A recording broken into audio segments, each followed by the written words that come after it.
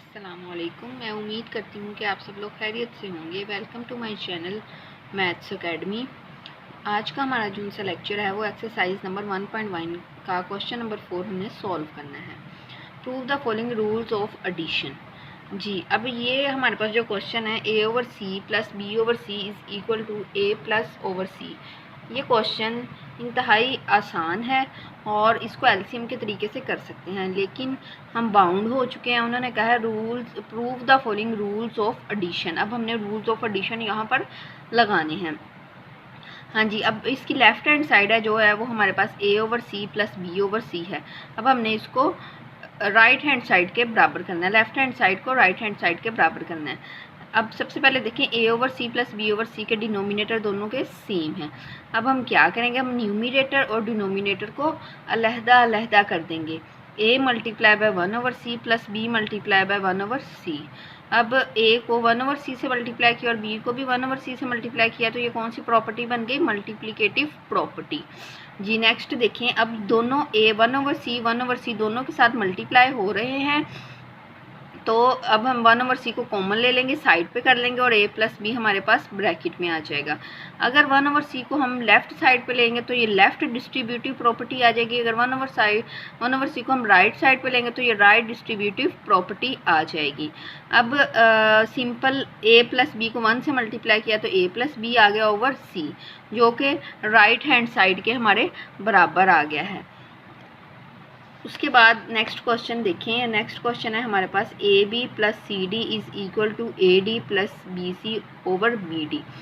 अब left hand side अगर हम इसकी देखें तो A over B plus C over D में डिनोमिनेटर सेम नहीं है, तो हमने सबसे पहले इनके डिनोमिनेटर को सेम करना है। डिनोमिनेटर को सेम करने के लिए हम क्या करेंगे, हम दोनों को किसी ऐसी वैल्यू से मल्टीप्लाई करेंगे कि इनकी आइडेंटिटी में कोई फ़र्क ना पड़े। जैसे a ओवर b को मल्टीप्लाई बाय 1 करेंगे और c ओवर d को मल्टीप्लाई 1 करेंगे, तो ये हमारे पास कौन सी प्रॉपर्टी आ जाएगी, मल्टीप्लिकेटिव प्रॉपर्टी।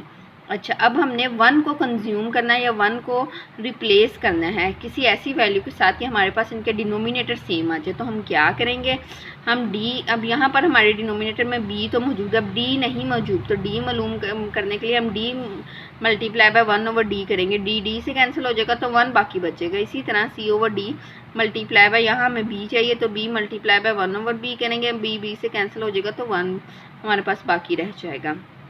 तो जब भी हम कोई मल्टीप्लाई करेंगे इसी वैल्यू के साथ तो हमारे पास 1 बच जाए तो वो मल्टीप्लिकेटिव इनवर्स प्रॉपर्टी होगी। उसके बाद देखें ए बी डॉट, अब यहाँ पर d को 1 से मल्टीप्लाई किया तो d आ गया और नीचे डिनोमिनेटर में d आ गया, plus c over d, b को 1 से मल्टीप्लाई किया तो b आ गया और b हमारा डिनोमिनेटर में भी आ गया। आगे नेक्स्ट देखें, आगे अगर नेक्स्ट पार्ट की तरफ देखें तो ए डी और बी डी ये नीचे आ गया, plus C D over D B ये इसके नीचे आ गया। अब यहाँ पर ए डी और बी डी और यहाँ पर सी डी और डी बी है। अब यहाँ पर हम इसको अगर हम सी बी को बी सी लिख लें और डी बी को बी डी लिख लें तो कोई फ़र्क नहीं पड़ेगा। ये हम कम्यूटेटिव प्रॉपर्टी में पढ़ चुके हैं, commutative property with respect to multiplication. अगर बी सी लिखा जाए या सी बी लिखा जाए एक ही बात है, अगर बी डी लिखा जाए या डी बी लिखा जाए तब भी एक ही बात है।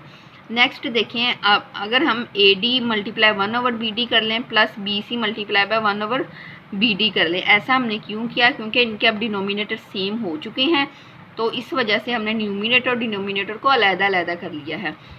अब इसमें 1 ओवर बी डी हमारे पास कॉमन है, 1 ओवर बी डी आ गया हमारे पास और इसमें A D plus B C हमने ब्रैकेट में लिख लिया। अब ये चूंकि राइट साइड पे मैंने लिखा है तो ये राइट डिस्ट्रीब्यूटिव प्रॉपर्टी हो गई।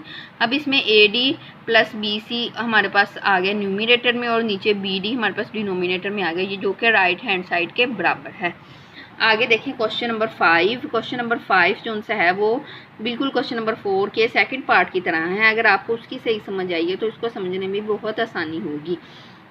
इसका लेफ्ट हैंड साइड देखें, -7 ओवर 12 माइनस 5 ओवर 18।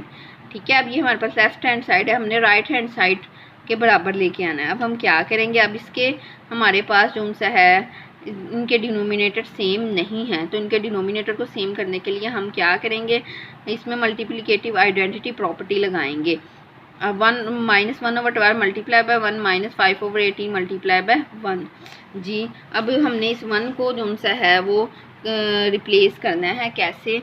अब क्योंकि हमें इस 36 चाहिए इसके डिनोमिनेटर में, जैसे कि यहाँ पर इसका 36 है, हमें 36 चाहिए इसके डिनोमिनेटर में। हम क्या करेंगे, अब 1 को रिप्लेस कैसे करना है। 12 के टेबल में 36 है, 12 3 ज़ा 36, तो 3 मल्टीप्लाई बाय 3 1/3 करेंगे ताकि 1 भी कंज्यूम हो जाए, 36 की रिक्वायरमेंट भी पूरी हो जाए। इस तरह -5/18 है और 36, 18 के टेबल में 36 आता है, 18 2 ज़ा 36, तो 2 मल्टीप्लाई बाय 1/2, 2 से क्या हो गया, कैंसिल। अब यहाँ पर देखें ये 3 मल्टीप्लाई 3 से कैंसिल होकर 1 आएगा, तो इस वजह से यहाँ 2 से कैंसिल होकर 1 आएगा, तो 1 रिप्लेस हो गया, तो ये मल्टीप्लिकेटिव आइडेंटिटी प्रॉपर्टी हो गई। आगे देखें -7/12, 3 को 1 से मल्टीप्लाई किया 3/3, -5/18, 2 को 1 से मल्टीप्लाई किया 2/2 आ गया। अब 7 को 3 से मल्टीप्लाई किया, 7 3 ज़ा 21, 12 3 ज़ा 36, माइनस आ गया, -5 2 ज़ा 10 और 18 2 ज़ा 36। अब हमारे डिनोमिनेटर सेम हो चुकी हैं।